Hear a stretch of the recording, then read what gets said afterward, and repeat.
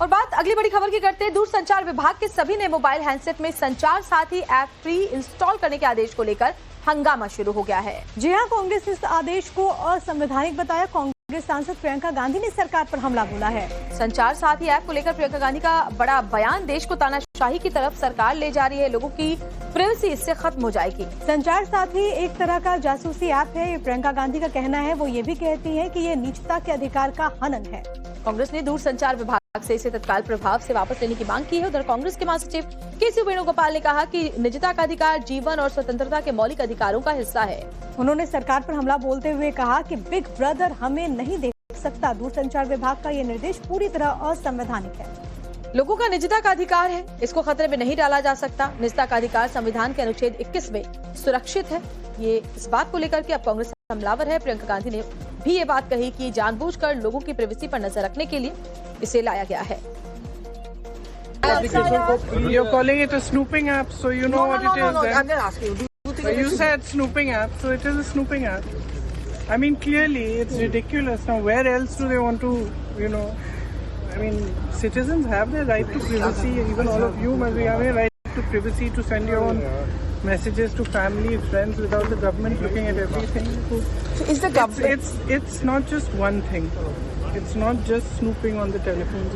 It's overall. We are turning this country into a dictatorship in every form. तो संचार साथी app को लेकर के विपक्ष हमलावर है। कांग्रेस सांसद इमरान मसूद ने भी सरकार पर हमला बोला। देश को नॉर्थ कोरिया बनाना चाहती है सरकार। इमरान मसूद कह रहे हैं ये ऐप लोगों की प्राइवेसी पर सीधा हमला है। शिवसेना यूबीटी सांसद प्रियंका चतुर्वेदी ने भी इसे लेकर के सवाल उठाए हैं। ये कहा कि ये सर्विलांस करने का एक और तरीका है, प्राइवेसी के हनन की एक कोशिश है। देश को पता नहीं कहां लेके जाना चाहते हैं, नॉर्थ कोरिया बनाना चाहते हैं क्या? लोगों के अधिकारों के ऊपर इतना अंकुश लगाने की बात कि उनकी निजता के ऊपर सीधा सीधा हमला होगा, ये लोगों को समझना चाहिए। क्या सरकार की मंशा क्या है? लोगों के ऊपर सीधा हमला करेंगे। पहले पेगासस के माध्यम से बहुत सारे नेताओं को टारगेट किया गया, अब सीधे सभी लोगों को करेंगे।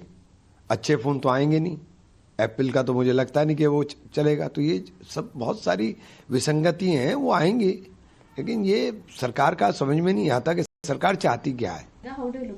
This is absolutely ridiculous. ये सर्वेलेंस करने का एक और तरीका है कि आप वो ऐप कह रहे हैं किस आड़ में ला रहे हैं कि वो आपकी अगर फोन चोरी होती है, मिसयूज होता है तो ट्रैक कर पाएगा।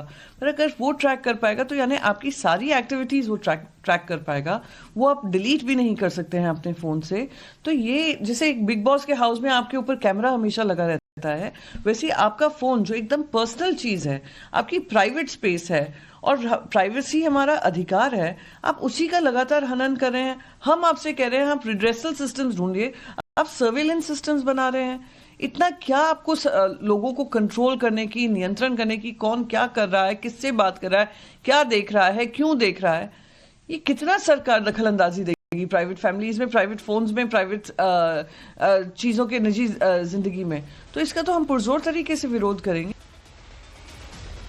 अब आपके मन में ये सवाल होगा कि संचार ऐप कैसे काम करेगा, आखिर ये क्या है? तो चलिए आपको फटाफट से हम बता देते हैं। दरअसल भारत सरकार के डिपार्टमेंट ऑफ टेलीकम्युनिकेशन ने सोमवार को स्मार्टफोन निर्माताओं को निर्देश दिया है कि वो मार्च 2026 से बेचे जाने वाले नए मोबाइल फोन में संचार साथी ऐप को प्री इंस्टॉल करके रखें।